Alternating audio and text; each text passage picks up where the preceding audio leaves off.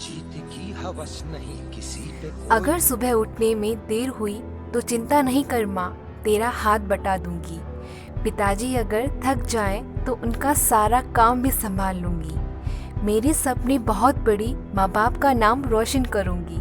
मेरी चिंता ना करना माँ, मैं घर जल्दी ही लौट कर आऊंगी। देर तो नहीं की थी घर लौटने में, पर क्या पता था कुछ दरिंदों के हाथ लग जाऊंगी। पर क्या पता था कुछ दरिंदों के हाथ लग जाऊंगी। इस देश में लड़की होना ही सबसे बड़ा इम्तिहान लगता है।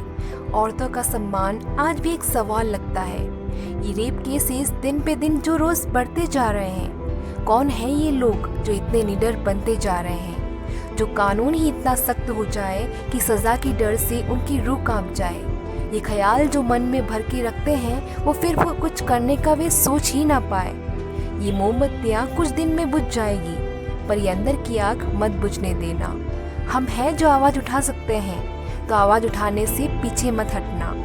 इंसाफ के लिए सालों साल अब इंतज़ार नहीं करेंगे। ये सिलसिला रुकना चाहिए, हम और बर्दाश्त नहीं करेंगे। दिल दहल जाता है ये खबरें सुनकर, इंसान में इंसान बचा ही नहीं। उस लड़की ने जान गंवा दी है और ऐसे ही कितने केसेस होंगे हमें पता ही नहीं।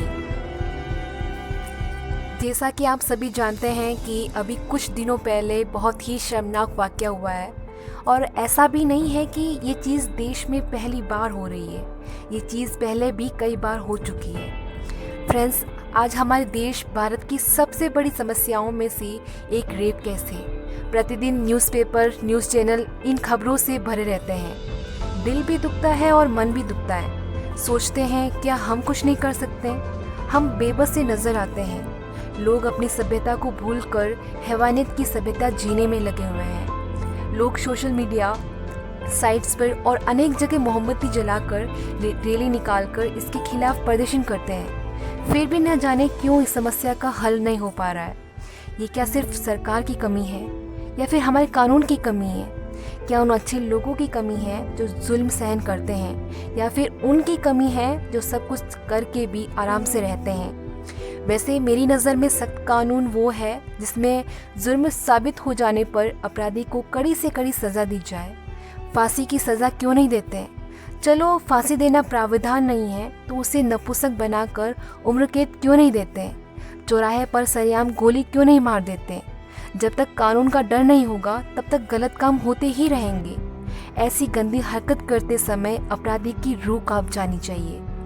समझ नहीं आता, जब नोटबंदी, सर्जिकल स्ट्राइक एक दिन में की जा सकती है तो कठोर कानून क्यों नहीं बनाया जा सकता? सब कुछ हो सकता है इस देश में, बस करने वाला चाहिए। जब बुरे लोग अपनी हैवानियत दिखा सकते हैं तो अच्छे लोग मिलकर क्यों नहीं उन्हें रोक पाते? इसके अलावा कुछ लोग कहते हैं बच्चों के बालिग होते ही शादी करवा दो। कुछ लोग कहते हैं कि लड़कियों को जींस नहीं पहननी चाहिए, छोटे कपड़े नहीं पहनने देना चाहिए। ये सब गलत धारणा है। वैसे मेरा अपना मानना है, पुरुष हो या फिर स्त्री, उसे अपने तन को ढककर ही रखना चाहिए। फिर भी यदि कोई मन मुताबिक कपड़े पहनना चाहे तो वह स्वतंत्र है, क्योंकि हमारा दिमाग अच्छा तो कम सोचता है, बुरा ही ज़्यादा सोचता है। बस मैं तो यही कहना चाहूँगी कि भारत देश बहुत महान है, पहले भी था, केवल कुछ लोगों ने इसे बुरा बनाने का सोच लिया है। मैं सभी लड़कियों से कहना चाहती हूँ कि ऐसे दरिंदे, ऐसे हैवान आपके समाज में, आपके शहर, आपके गांव में कहीं भी हो सकते हैं और कभी भी किसी भी वक्त आपके सामने आ सकते हैं। तो आपको खुद को इतना मजबूत रखना है कि आपको उन लोगों से लड़ सके, उन हैवानों से, उन दरिंदों से लड़ सके। इसलिए हर एक लड़की को सेल्फ डिफेंस सीखना बहुत ज़रूरी है। हैवानियत का यहाँ कोई तलबगार ना होगा, जालिम का यहाँ कोई तलबगार ना होगा। कि इस्लाम का बस एक कानून लगा दो, हिंदुस्तान में कोई बलात्कार ना होगा। लूटी है एक बेटे की इज्जत तो लूटा सबका सम्मान है। लुटेरे हैं अगर जिंदा तो फिर अपमान सबका है।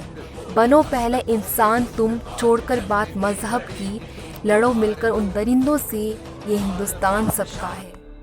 जीत की हवस नहीं किसी पे कोई वश नहीं, क्या जिंदगी है ठोकरों पे मार दो। मौत अंत है नहीं तो मौत से भी क्यों डरे, ये जाके आसमान में दहाड़ दो।